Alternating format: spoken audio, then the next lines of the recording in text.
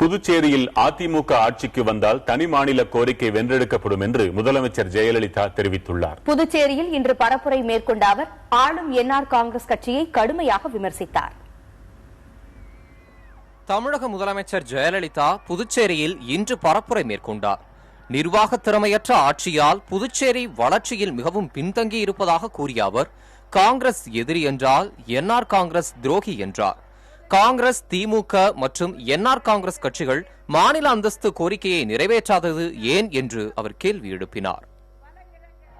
காங்கிரஸ் கட்சியினுடைய ஆட்சி மத்தியிலே இருந்தபோது இந்த பிரதேசத்திற்கு நிதி சலுகையுடன் கூடிய மாநில அந்தஸ்தை பெற்றுத்தர நடவடிக்கை எடுத்ததா அல்லது இந்த புதுச்சேரி யூனியன் பிரதேசத்தினுடைய கடன் சுமையை தள்ளுபடி செய்ய நடவடிக்கை எடுத்ததா? புதுச்சேரியில் அதிமுக ஆட்சிக்கு வந்தால் தனி மாநில கோரிக்கை நிறைவேற்றப்படும் என்று முதலமைச்சர் ஜெயலலிதா தெரிவித்தார். அனைத்து இந்திய அண்ணா திராவிட முன்னேற்ற கழகத்தின் தலைமையிலான ஆட்சி புதுச்சேரியில் அமைய பெற்றால் புதுச்சேரிக்கு நிதி சலுகையுடன் கூடிய சிறப்பு மாநில அந்தஸ்தை பெற்றுத்தர நடவடிக்கை எடுக்கப்படும்.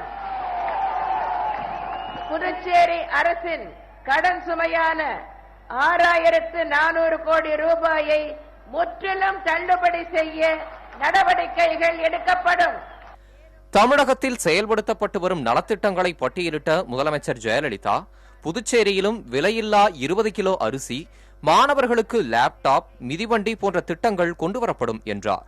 புதிய தொழிற்கொள்கை வகுக்கப்படும், புதிய தொழிற்சாலைகள் தொடங்கப்படும், காரைக்காலில் தொழில் வளாகம் ஏற்படுத்தப்படும், உழவர் பாதுகாப்பு திட்டம் செயல்படுத்தப்படும், மானிய விலையில் சர்க்கரை, கோதுமை வழங்கப்படும் என்பன உள்ளிட்ட அறிவிப்புகளையும் முதலமைச்சர் ஜெயலலிதா வெளியிட்டார்.